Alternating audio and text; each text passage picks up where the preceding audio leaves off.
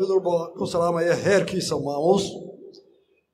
السلام عليكم ورحمة الله وبركاته مروين يا مدن عيال سلام كدب ما توحى إنه شرف وإنه نصيب وناقة إن أي نقول شوقنا هاي ده فرقة سوقة نقالها هرمت نقالها بربر وطلبه هرمرناد والله حديده كوي كهريي سida casriyeynta dekada berbera garoonka diyaaradaha iyo jidka berbera wajaalo ee loo yaqaano berbera corridor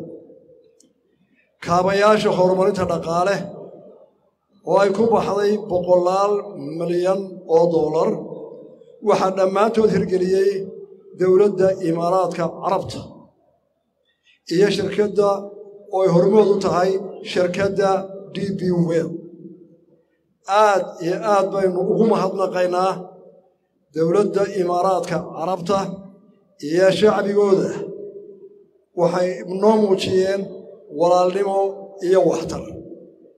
haddaynu nahay Somaliland abaal weyn ayaynu u haynaa dawladda Imaaraadka waarinu abaal gudi doonaa insha Allah dhismayaasha iyo kaabayaasha dhaqaale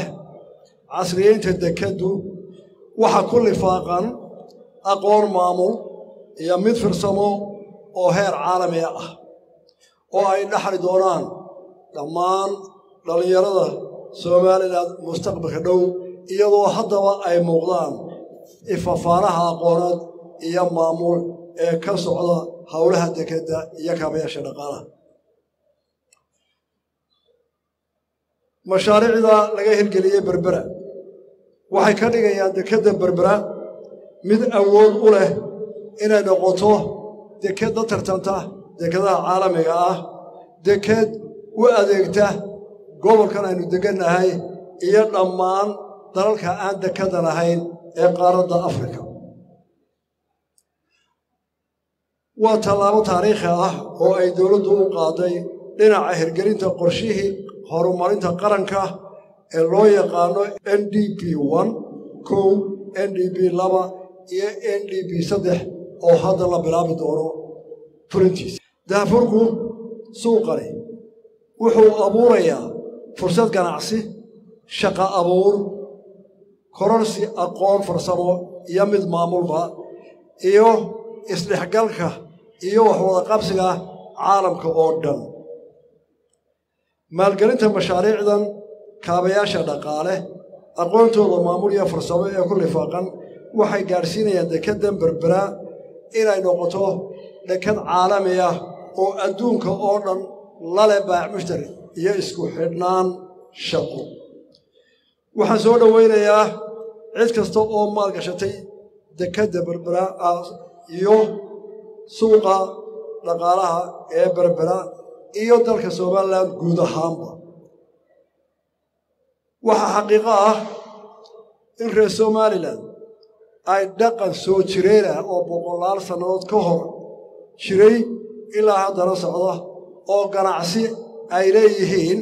oo adduunka la xiriiri jireen 100 sano ka hor hadday bariga tahay iyo hadday galbeedka tahayba dadweynaha reer Soomaaliland ku dhaqani waxay 100 sano ka hor ugu baxay baac mushtarkooda caalamka oo dhan ay ku wareegayeen gaar ahaan Soomaalida dhexdeeda magaca la yiraahdo kabare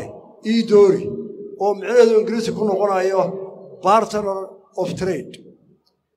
ganacsadihii wax bedelanayo waa intii aan lacagta adduunka la samaynin ayuu magacaasi baxay oo dadka Soomaaliland gaar ahaan berbera iyo sayra iyo xiis iyo maylka baac mushtaraya ay adduunka oo dhan wixii af Soomaali ku hadlaa la baac mushtariyeen oo kula baxeen weedhaas dawladdu waxay geed dheer iyo geed gaabanba u fuushaa sidii ay u xoojin lahayd jawiga fiican ee ganacsiga ee ka hana qaaday dhammaan Somaliland sidii uu soo xoogaysan lahaa tan waxay caalamka u muujinaysaa kaabayaasha casriga ah iyo adeegga hufan